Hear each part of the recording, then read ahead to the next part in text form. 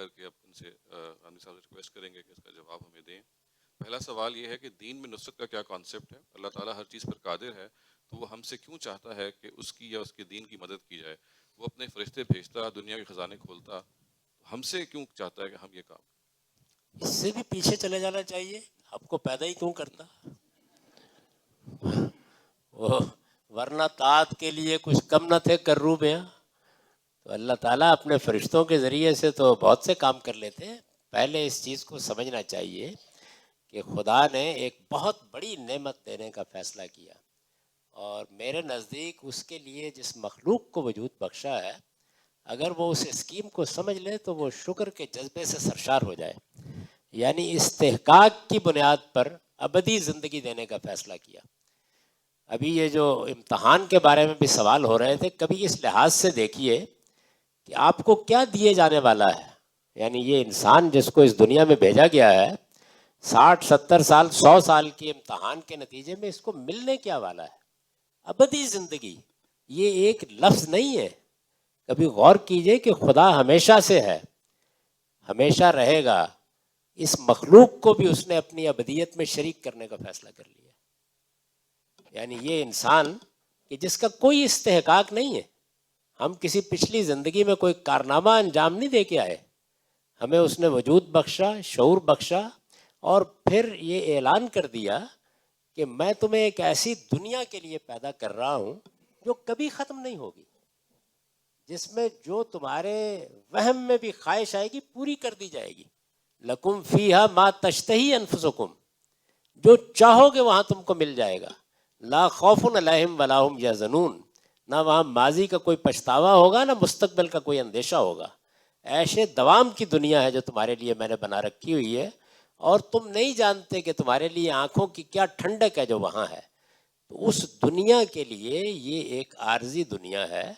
اس میں خدا فرشتوں کو بھیج سکتا تھا، لیکن اس نے جب انسان کو بنایا اور اس کو ایک ابدی زندگی دینے کا فیصلہ کیا، تو استحقاق کی بنیاد پر یہ ضروری ہوا کہ وہ اس کو کچھ ذمہ داریاں بھی دے.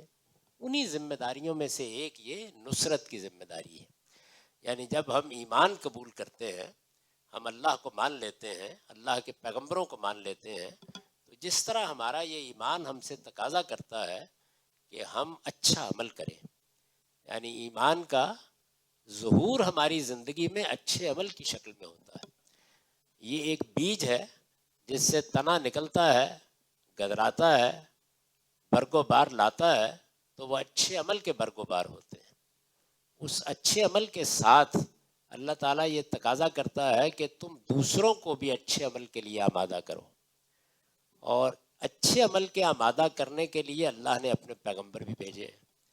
ان پیغمبروں نے آ کر جو دین کی دعوت برپا کی ہے، اس کی مدد کرنے کے لیے انسانوں سے تقاضا کیا گیا ہے. اس کو دین کی اصطلاح میں یا قرآن کی اصطلاح میں نصرت کہتے ہیں. نصرت کا مطلب ہے مدد. یعنی اللہ تعالیٰ یہ کہتے ہیں کہ یا ایھا الذین آمنوا کونوا انصار اللہ، ایمان والو اللہ کے مددگار بن جاؤ. یعنی اللہ کے دین کے مددگار بن جاؤ، اللہ کی دعوت کے مددگار بن جاؤ. اللہ کے پیغمبر جو ہدایت لے کر آئے ہیں، اس کو دنیا تک پہنچانے کے لیے اگر کوئی خدا کا بندہ اٹھ کھڑا ہو تو اس کے مددگار بن جاؤ. اور یہ فرماتے ہیں کہ اس مقصد کے لیے جو کچھ بھی تم خرچ کرو گے وہ مجھ پر قرض رہے گا، اور میں اس کو قیامت میں پورا پورا ادا کر دوں گا. اور جانتے ہو کہ جب کائنات کا خالق یہ کہے کہ یہ میرے اوپر قرض ہے تو وہ کس شان سے اس کو ادا کرے گا. تو اس چیز کو قرآن مجید نے نصرت سے تعبیر کیا ہے. ہمیں ہی کرنی ہے، کیونکہ ہم اس دنیا کے اندر بھیجے اس لیے گئے ہیں کہ خدا وہ ذمہ داریاں ہم پر ڈالے.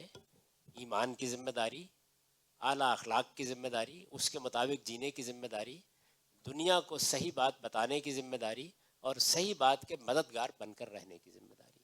اگر یہ ہم پر نہیں ڈالنی تھی تو پھر امتحان کا کوئی سوال نہیں تھا. وہ تو قدرت رکھتا ہے، ایسی مخلوق پیدا کر دیتا کہ جو وہ چاہتا وہی کرتی. آپ کو معلوم ہے کہ قرآن مجید میں کئی جگہوں پر رسول اللہ صلی اللہ علیہ وسلم کو مخاطب کر کے یہ کہا ہے کہ آپ کا کیا خیال ہے کہ میں اس پر قادر نہیں تھا کہ میں اپنے بندوں کو چاہتا تو سب کو ابو بکر عمر بنا دیتا.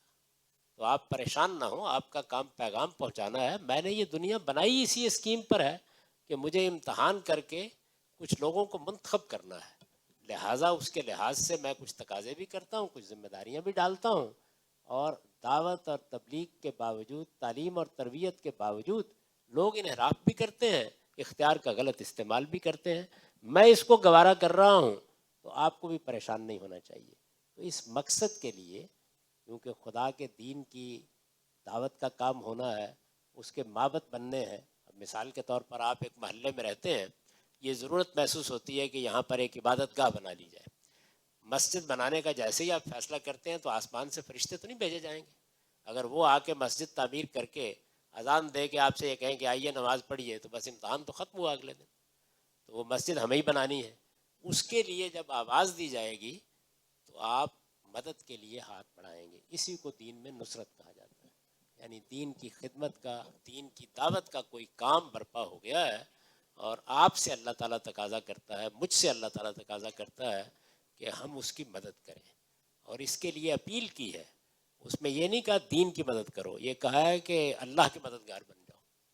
اور جب انفاق کرتا ہے انسان تو کہا ہے یہ مجھے قرض دے رہے ہو,